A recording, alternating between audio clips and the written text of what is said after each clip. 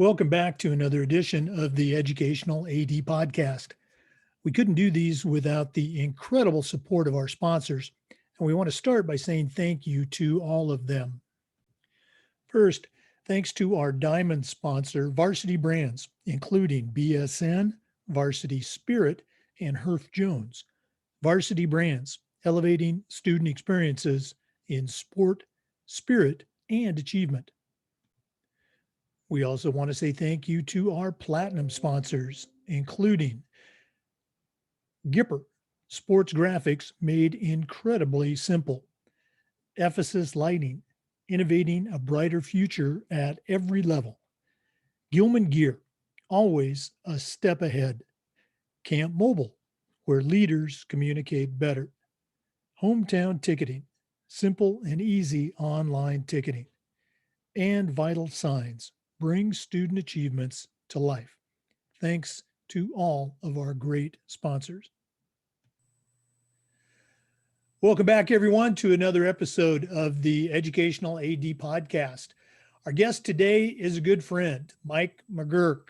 Mike is a certified master athletic administrator, and he's the assistant principal and activities director at Lee Summit North High School in Lee Summit, Missouri. He's also very active on the state and the national level. He's on our NIAAA board. He's a faculty member, chairs a number of committees, and we'll let him talk more about that. But Mike, welcome to the podcast. Jake, I really appreciate you having me on. This is such an honor. I mean, I see how many episodes and how many people are tuning in, and it's just exciting to be able to sit down and talk with you, friend. Well, again, it's always good to connect with you. We didn't get to see each other in person at state coordinators this year, but yeah, it's been great to get to know you these past few years. Well, as you know, it's extremely busy for ADs, so we're going to jump right into it. We always like to let our listeners have a chance to get to know our guests. So tell us a little bit about yourself, where you grew up, where you went to school and college, and how this love of sports led to a career in athletics. That's awesome. Thanks, Jake. I actually started on the East Coast. I was born and raised in Virginia, right outside of Washington, D.C., Fairfax County, which is one of the top 10 largest school districts in the country. I went to school, Chantilly High School. Basketball was my thing. I had a tremendous coach who ended up being a mentor for me. He kind of led my love for coaching. I went to George Mason University, which is in Fairfax, so it was really close by. And after my sophomore year, my basketball coach in high school asked me if I wanted to coach with him at a different high school. And I said, I would love to jump into coaching. So as a junior in college, I started coaching at the high school level, and I did that for 10 years. Meanwhile, I picked up track and field hockey as assistant coaching responsibilities as well. I was a head JV field hockey coach for 5 years. And that's a little known fact to people like, you coached field hockey? What did you know about field hockey? And I didn't know much, but I learned the skills, but I learned how to coach a lot better, I think, when I was doing field hockey, because I didn't know as much about it. So I had to be a student of the game and really figure it out. Enjoyed it tremendously, that end track. And, as I was doing all that coaching, I was also working in the athletic department as a game manager. And I liked being at events. I liked being out with people. And that kind of got me into what I thought would be athletic administration. And I actually got to a crossroad where my mentor became the athletic director at Lake Braddock Secondary School. And he wanted to know if I wanted to be an assistant AD or if I wanted to be a head basketball coach, because he was the head basketball coach and assistant AD. And I don't think you can do both well at that point. So he said, you probably need to just decide which path you want to travel. And I chose the athletic administration piece. And I was an assistant for a year before applying for a job and getting it. And I worked 6 years in Virginia as an athletic administrator. And to be honest, Jake, that's where I got my passion for working at the national level. I was very privileged to within my 20-mile radius, I had Donna King, Dave Morgan, and Jeff Deety, all who are in the NIAAA Hall of Fame.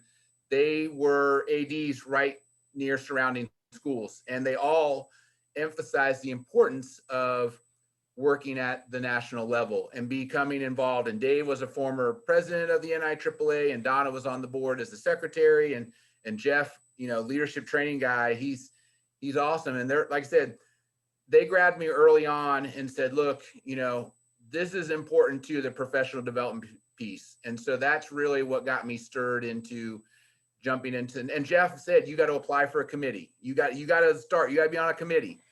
And so that's how I kind of really got interested in the NIAAA. I had great mentors. I can't say that enough, between the guy that hired me through and then at the national level, people saying, identifying and asking me to step up. And I think that's what we need to do as experienced athletic administrators is really mentor the younger folks and bring them along and give them leadership opportunities and say, hey, we really need you. And sometimes it just needs that little extra, hey, somebody reached out to me kind of deal. No, I'm really glad you shared that because we have a lot of younger ADs listening.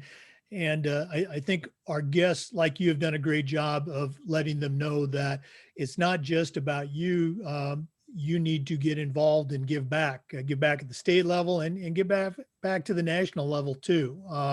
And what you talked about, applying to be on a committee can really open up some doors for people. So thanks for sharing that.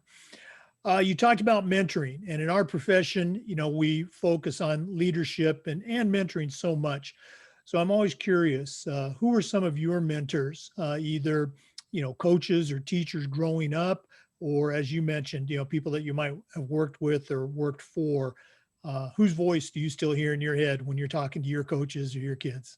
There's a couple. Certainly Mark Martina, he is now retired. He was an athletic administrator for a number of years, basketball coach, et cetera. He kind of got me started on that path, and he is a high quality guy. Really started building relationships well with his student athletes before that became a popular buzzword. He that's what he did.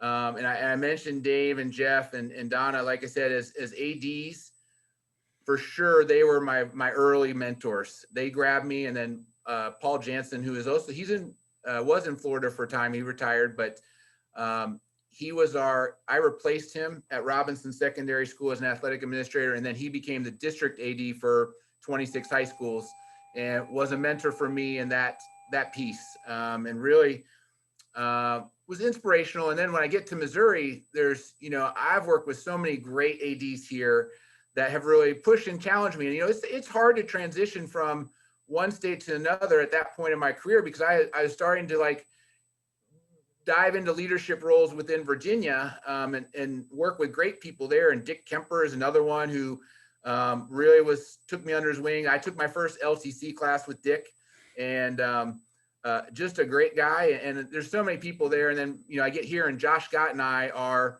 ADs in the same district, and we play each other all the time. And so we built relationship there, and then we both, end up on the board. So that's been a fun journey. And we just have a lot of, we have Jim Gagan, who is on the Hall of Fame from Missouri, and he has also been helpful for me as that transition. And Marty O'Hearn is our executive director. Just so many people have reached out, and I feel like that's really what I'm trying to do, Jake, is to give back and reach out to some folks. And I feel like we've kind of done that recently with some of the ad hoc committee for the DEI, diversity, equity, and inclusion. With leadership training, getting new people to teach. I think that's really been a focus. And even the NIAAA, reaching out and looking at the presenters for our conference, there's a lot of female presenters. There's a lot of minority presenters. We've done a good job of reaching out to some of our underrepresented groups and really ask them to step up and accept some leadership positions.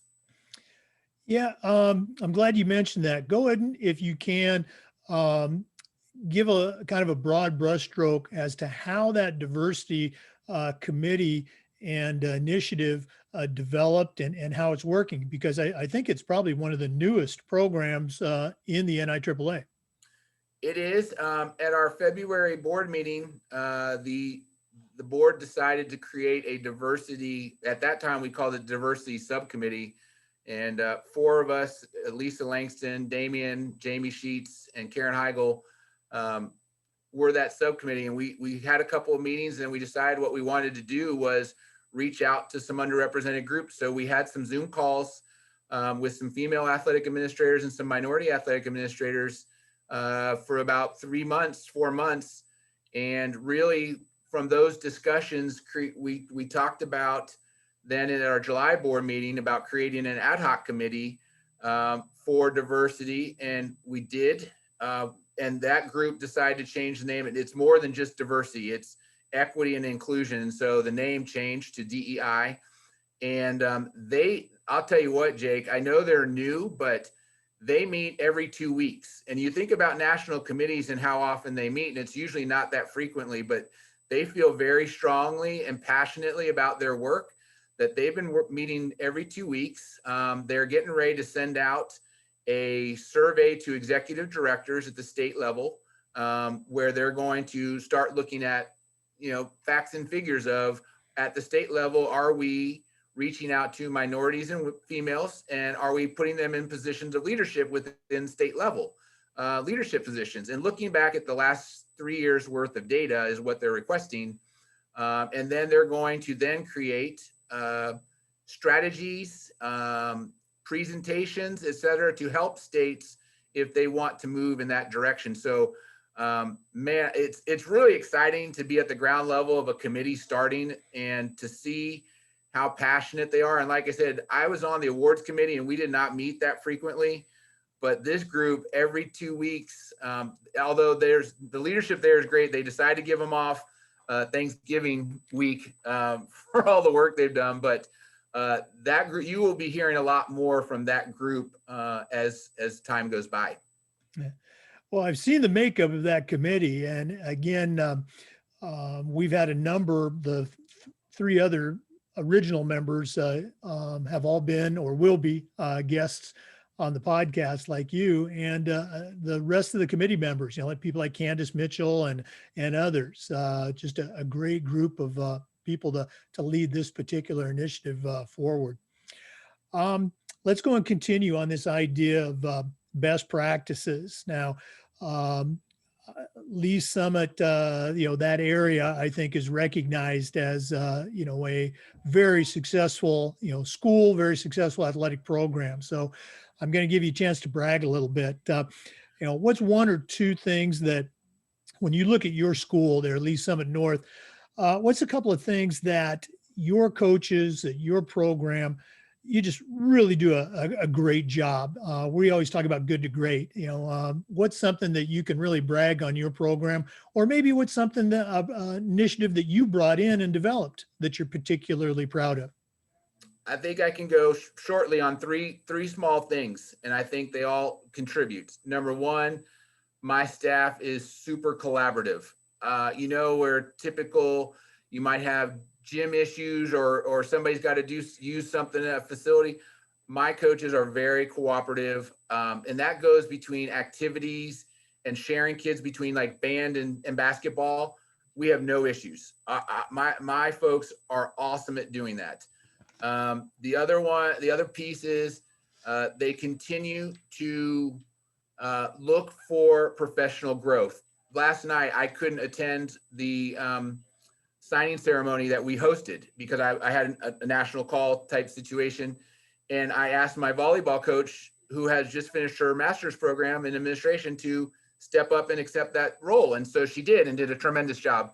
And I think the third piece that we do here is we constantly evaluate what we're doing. And for example, we just sent out a survey to all of our fall athletes. We had all of our fall sports basically finished through, and we had 400. I sent out 400 surveys to all of our student athletes in the fall, and I've so far gotten back 200, which is pretty good return for us. And the results of those surveys, Jake, are remarkable. I mean, considering that we just got through COVID, one of the questions says, my coach teaches sportsmanship, life lessons over winning. And 98% of our kids agreed or strongly agreed with that comment. And so for me, and we send those out after each season, and the coaches are real receptive to the comments that are returned. You know, every once in a while you get a kid, I don't like the coach, I didn't play as much. But a lot of them are very reflective and saying, I had a great time. The coach did a great job despite the COVID stuff. Really disappointing that we didn't get to do everything. But overall, I love my team and I love my coach. Those type of comments we talk about in our evaluation period. But I think the kids enjoy being asked, and I think the coaches enjoy being reflective and seeing what we can do better. You know, that's so important. I know a lot of coaches and schools do it differently. You know, we do those surveys as well. But you know, kudos to you and your coaches for really diving in deep on that part of feedback to help grow. Okay. You mentioned COVID, so let's go and dive in there.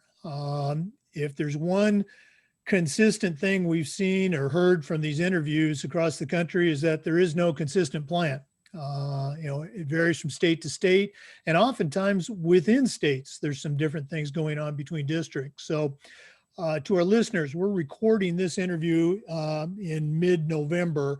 So by the time it airs, things hopefully will have changed, you know, for the better for all of us. But Mike, what's happening right now in Missouri?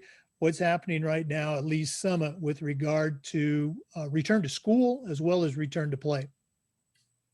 Real interesting because like I mentioned, we got through all of our fall sports. Unfortunately, the only situation we really had was our football team got through the regular season, was preparing for the playoffs, and we had COVID situation where we had to quarantine our football team, so we had to forfeit, and our season ended abruptly without getting into the playoffs. And so what I would take from that is our kids did a remarkable job. They were interviewed on the news and they said, hey, we were really glad to get 9 weeks in. We're really thankful. We're grateful that we had that time with our friends and our coaches. And so it was exciting to see how reflective again they were and didn't allow that disappointment to define them at that point. We are moving forward we are in a hybrid situation currently at the high school, and many around here are. Where, you know, you go to school 2 days a week and then there's a Wednesday work day for teachers and such and catch up. But we are starting winter sports, basketball, tryouts and wrestling have started. We're 2 weeks in. Most people, like you, making accommodations. Your wrestlers have to wear masks, and at this point they do not. We have separated the spaces out where we have 40 wrestlers. So we have 20 in one space and 20 in another, just to try to reduce the exposure possibilities. We are limiting fans for winter season to 2 per athlete on the roster for the most part in our area, which makes a lot of sense. And for me, Jake, I feel like what I have learned from COVID is if you've ever read the book, If You Give a Mouse a Cookie, that's the generation we are living in right now. No matter what adjustment we make as athletic administrators, somebody wants more. So initially, we didn't have any fans at football. We had only our home fans. We could allow 100 people at a game. And then the last home game, it had bumped up that we could get, 3 times as many folks in. But then it was like, no, we need to do this. Like every time we make adjustments, I feel like somebody wants something more. And it's just like that book. And it does get frustrating from time to time to hear that. But overall, when you're making decisions that are best for kids and for the safety of your kids and coaches, I don't lose too much sleep on it, but it is kind of funny to see people, even when you give them what they want, there's always something more that they want out of this because they want it to be normal. They want it to go back to the way it always was. And I'm not sure that we're close right yet. In fact, I'm not sure when we'll get to that point, but I think in Missouri, most people are understanding and then plugging away at what we have, the challenges that we have, and are accepting those challenges. So I'm curious, when you began to expand the number of fans, did your students, parents, fans, did they follow whatever social distance protocols you had? I know when we did it at our school, the kids are kids, they immediately, clumped together, we had to work to get them apart. So how did that go? Well, when we elevated up from 100 tickets to 2 per rostered player, we still didn't have students involved. So our adults did a really good job We did not really have students at any of our events. We actually students thought they were going to get into our last home football game, and then we got wind that they were creating fake tickets, and so we shut down our ticket procedure and went to rostered players check-in only. So it was kind of a hiccup the day of the game, I'm not gonna lie, but the students did ultimately, when the leaders came in and chatted with me about it, and I explained that the plan that that got approved by our health department didn't really allow for a student section. They got it. They understood that the way we taped off our stadium allowed for the most people to be there, and we had to bring in bleachers just to allow 2 parents per athlete to come watch them play. And so they got it once they sat down and talked, and that was good too, to be able to have conversation with our students and that they feel comfortable enough to walk in and say, Mr. McGurk, what are you doing? Why are we changing? And be able to say, hey, here's what we're doing. Oh, well, that makes sense. Well, great. As soon as we can get kids in, we'd love to, but I don't know how far we are from that happening where we can have student sections again. I have not heard of that student-led initiative. I guess that's a possible reason to go electronic on your ticketing, but that's, hey, you got to applaud their ingenuity. Okay? It was a great try. Yeah, okay, I could say it might have been something I might have tried back in the day. Okay, Mike, another question we've been asking our athletic directors is in this area of social awareness, social justice, if you will. And my question is this: what are some things that we can do as athletic directors? What are some things that we can do better with our kids, our coaches, our community, in this area of social awareness? Number one, I think it starts with us. We need to be intentional in what we're doing. And I think part of the way that we do that is, instead of just talking the talk, we walk the walk. So one thing I know that I can do better, and I'm working on with some other folks, is in our hiring practices, we need to target some minority hires. We need to target some more female coaches that are head varsity coaches for our female sports. And that's harder than it sounds, because you have established, I have a great girls soccer coach who's a male. I'm not going to let him go just to let him go, but if he does decide to step down at some point, I want to be able to fill that with a female. I want to be able to have minorities on my coaching staff that are in leadership positions, because you know what? When we had all that social justice stuff pop up, we had a coaches meeting, and my varsity football coach, Jamar Mosey, he's African-American. He's only one of 2 African-American head varsity coaches in the Kansas City area, in our suburban conference, which is like 26 high schools. Let that sink in. We're in a major metropolitan area. It's suburban still, but 2 only Black head coaches. And when our coaches discussed some of these issues, he was accepting of the leadership position, him and a couple other assistants who are minorities, and really kind of led the discussion and allowed our coaches to, in a non-threatening way, to have some real life dialogue as a coaching staff. And we grew at that point. And he said, it helps to have a diverse staff to be able to have these conversations with our kids on a regular basis, not only when something bad happens in the country. And so I feel like, for me to focus on putting some people in leadership positions that they can be mentors and role models for all of our kids and not just some of our kids, that's beneficial, because having minority coaches doesn't just benefit minorities. It benefits all of our kids, because they can then have those relationships, the closeness, and have some of those discussions about social injustice, about that type of those types of issues in a non-threatening manner. And to be honest, Jake, that has really helped us this fall. We have not had situations that have come up. We're still working on some in-services.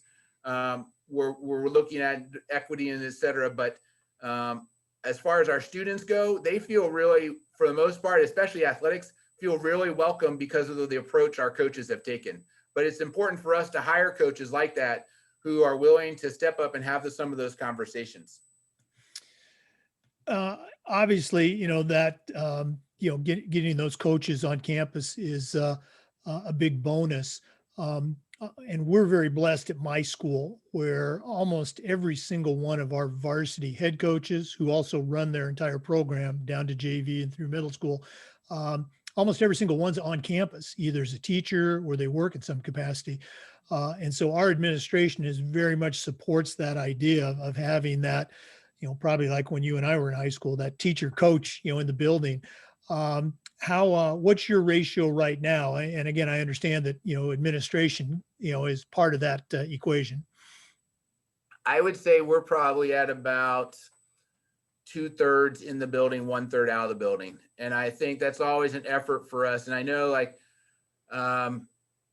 somebody asked last night, I was talking and they said, why is it important to have a coach in the building? And Jake, as far as building relationships, when they're not in the building, they're only with them for 2 hours.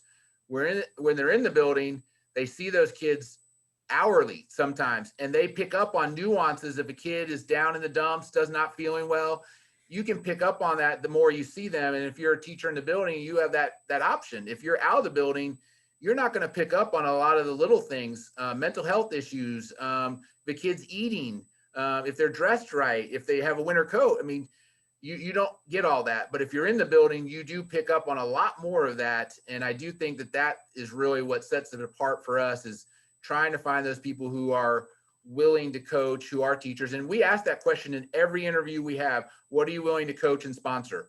Mm-hmm. And even if we don't have an opening, we may hire somebody, because if somebody does leave, then we have somebody in the building ready to pick up in those vacancy positions. So I think it's crucial and I'm glad your admin does that. And my admin team is very supportive of trying to get coaches in the building.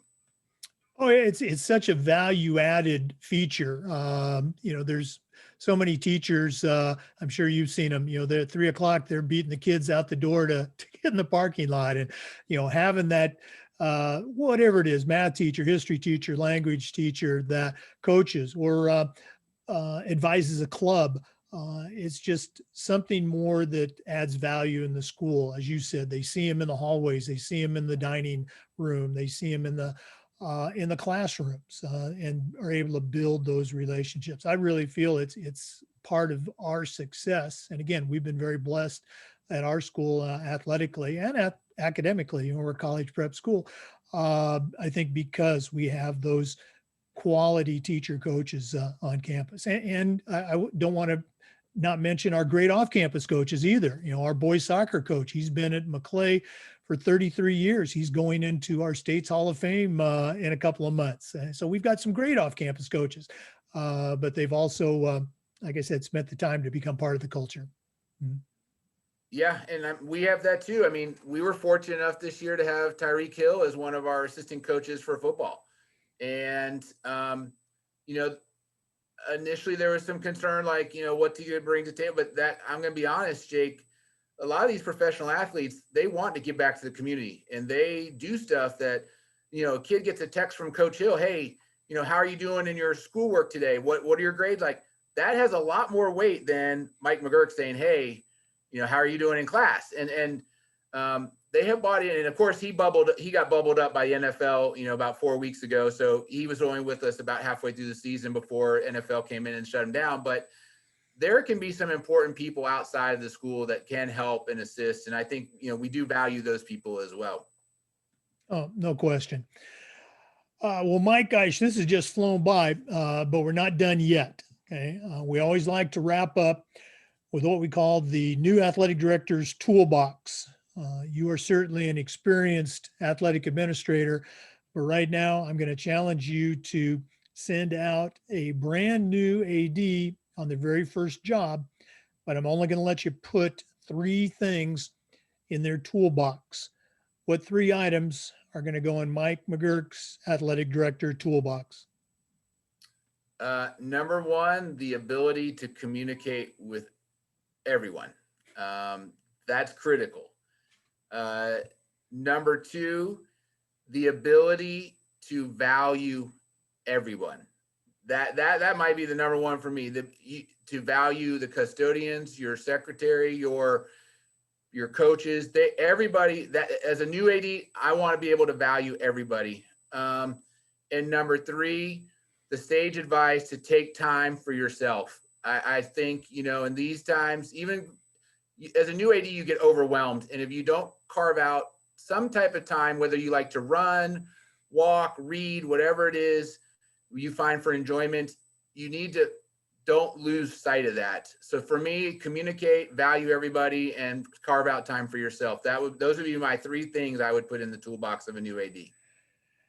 Listening to you share those, I can look back at my own career and just say, gosh, I wish I would have had that toolbox, because I can just remember like it was yesterday when each one of those clicked for me, and it was, far too long into my career. So great advice. Thanks for sharing. Absolutely. Really loved being on with you today, Jake. Well, all the best to you and your teams as you continue to make that move into the winter sports. For us, we're kind of the same. We're doing basketball and soccer right now. Obviously, Florida, we get that sunny weather for soccer. But I'm sure I'm going to see your face either at the national virtual summit that's going on right now as we speak, or next month at the National NIAAA conference. I know you're going to have an active presence there as well. Yep. Look, I actually present Friday afternoon at 5:00 your time. So you'll have to give up that happy hour time to enjoy a nice discussion from me on the National Coaches Alliance. That I'm looking forward to that presentation and the national conference. Right. Well, I'll since it's virtual, I'll have my own little beverage next to the computer as I'm watching you share some wisdom. Okay. Excellent. Thanks, Jake. Oh, you bet. To our listeners, remember these Zoom recordings are also being uploaded to the Educational Athletic Director YouTube channel. Thanks again for listening. Come back again next time for another episode of the Educational AD.